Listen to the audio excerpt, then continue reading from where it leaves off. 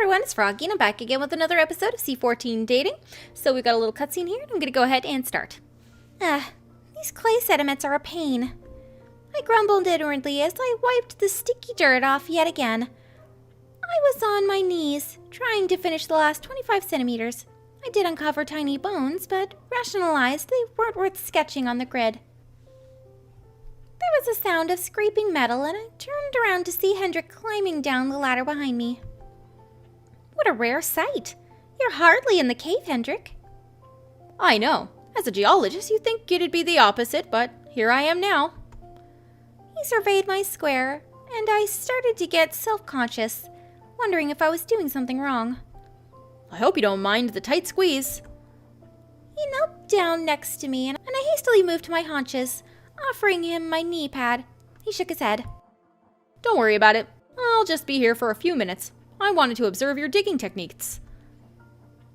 After I made myself comfortable again, I leaned forward to start excavating. He watched, rubbing his chin thoughtfully. How am I doing? Is your wrist well? Any pains from repetition? Nope. Sherry gave me some pointers to avoid it. Great. Mind if I borrow your trowel for a second? Sure. I cleaned it, handed it over, and he grasped it nimbly. I've noticed your wrist is slightly angled. If you're simply scraping or trailing your trowel through the dirt, it's painfully slow. Isn't archaeology supposed to be painfully slow? He chuckled and then held the trowel so it was parallel to the dirt. It is, but even you should be able to dig through a few centimeters a day. Align your trowel like so, then make a nice downward flick with the wrist. The blade of the tool effortlessly sliced through the clay, much cleaner than before. Don't be afraid to make large cuts. This helps you avoid blurring the sediment lines, as it's neater and easier to distinguish. Admire his procedure, inwardly panic over him working in the square. Nope, admire his procedure. His movements were broad yet graceful.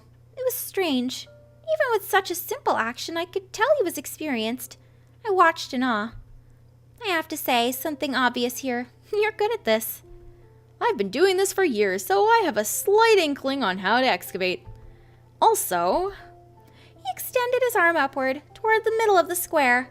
The trowel smoothly grazed over the dirt until it bit into the slope. Your square isn't entirely vertical. If you're worried about digging too far inward, use a ruler to double check. Thanks for the tip, Hendrik. Kein Problem. If you need me again, I'll be happy to assist. Just don't start taking me for granite. Okay, that was cheesy, even for you.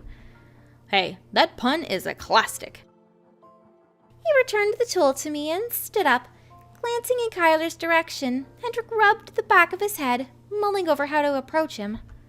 Finally, he tapped Kyler on the shoulder.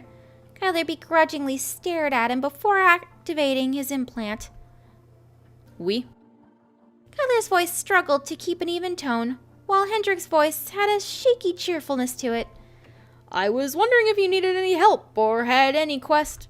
I'm fine. I don't need your help.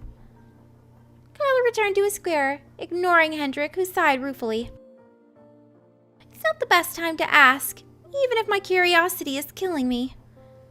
I returned to my work while Hendrik climbed up the ladder, most likely to make his rounds with the other students. Staring at my trowel, I recalled Hendrik's movements, then attempted to mimic them to the best of my ability. Slice cleanly, huh? I inspected the work Hendrik did and made similarly sized cuts into the soil. The clay was sticky and cumbersome, but it wasn't as bad as when I had my trowel angled.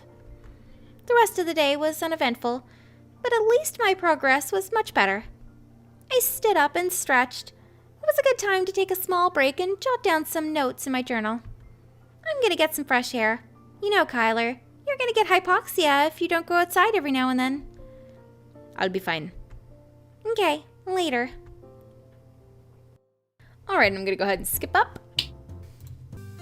And we're back. So we've got Rosemarie in the lab. I'm not sure what's going on. After lunch, I entered the laboratory to ask questions as usual. Rosemarie stood before the center table with wooden boxes full of various stone tools and flakes. What's up? Rosemarie blinked out of her trance, then turned to me, Flashing a smile, she made a sweeping movement with her arm to direct my attention. Oh, trying to refit this collection. They're all pieces from the same layer, and I'm trying to connect them. That sounds difficult. There's easily hundreds right here. Think of it as getting a box of pieces from different jigsaw puzzles. They don't tell you how many pieces are missing or how many puzzles they're from. No pictures to help either. It's a huge accomplishment even to pair up one. And now I'm forbidden to use glue. Yeah, I did hear a snippet of it. It seems both Augustin and Hendrik don't like it when the collections get fiddled with. Agitated, she slammed both hands on the table. They disapprove of removing anything from their precious order. Everything must remain in its properly recorded place and stored away. They pay more attention to context and the microstratigraphy than actively putting the pieces together. I feel like I'm the only one who wants to learn about Neanderthals. Ugh, they're so boneheaded. No, more like rock-headed. Forgive me for resorting to one of Hendrik's puns. Anyway, I'm the one who studies all of the technology. I even craft my own tools and weapons here to demonstrate. If you'd like, feel free to help me. Seeing it up close is fascinating.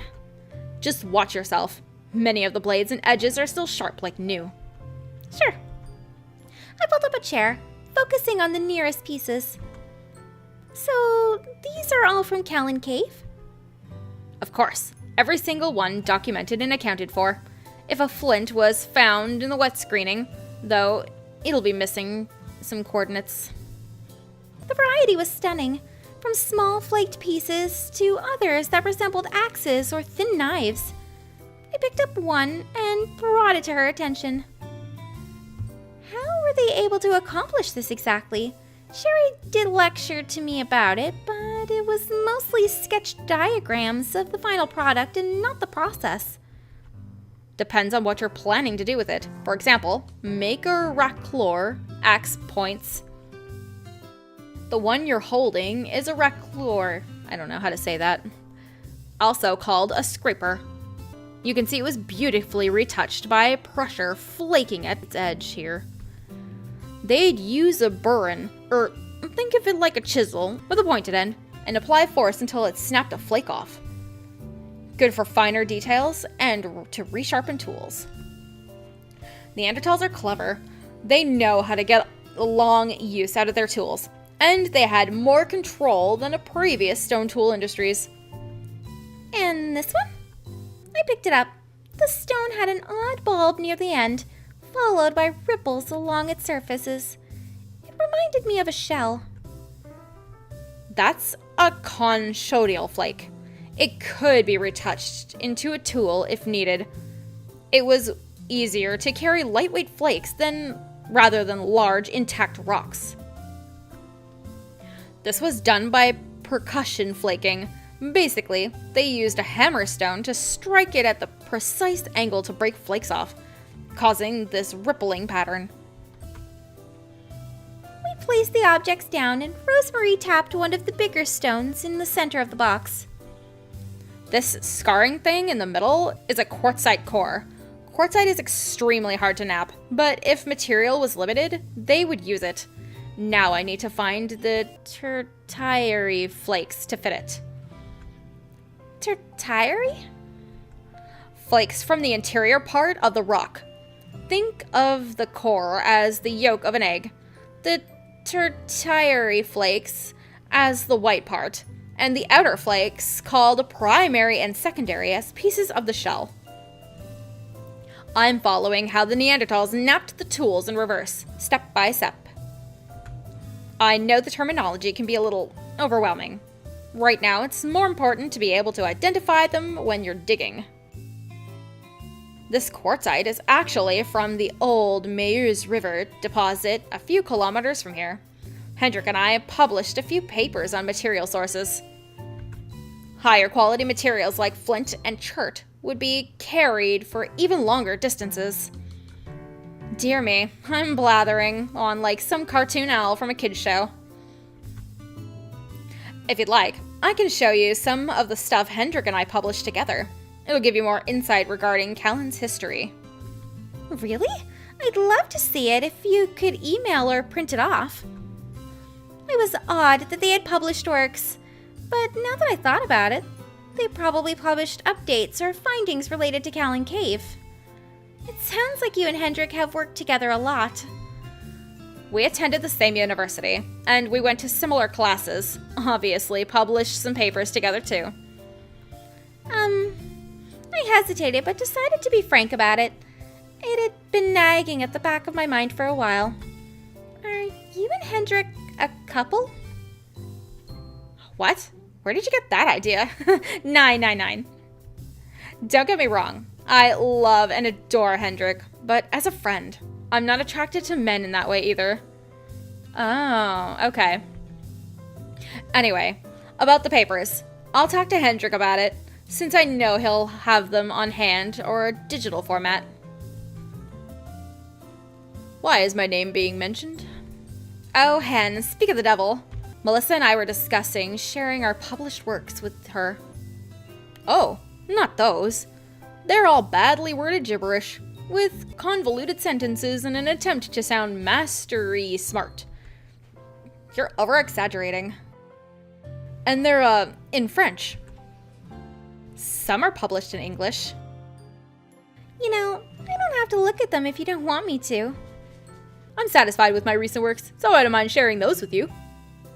His first published work could be boiled down to, gee, these 60 million year old mountains sure haven't changed much in 60 million years. I had to pick something, and it was still time consuming, compiling all the data. Miss G, these Neanderthals preferred to use local napping materials. She pouted, then hemmed to change the subject. I'll gather the newest articles. The ones written by Rosemarie and me cover locations of material used for napping, while the ones I've collaborated on with my uncle explain the stratigraphy of Callan. Sounds good. It'll give me something to read over the weekend. Hendrik glanced over at the collection on the table. I'm guessing Rosemarie finally gave you one of her spiels. I hope it made up for missing out on the presentation earlier. True. Augustine had decided it was easier to explain Stone-Tools himself, since there was only one English-speaking student present. Yep, it was pretty interesting. It must have been. Since everyone left 10 minutes ago, Sherry was looking for you. What? I glanced at the wall clock. Yep, thanks for the reminder. Later, Melissa. And thanks again for the talk, Rosemarie.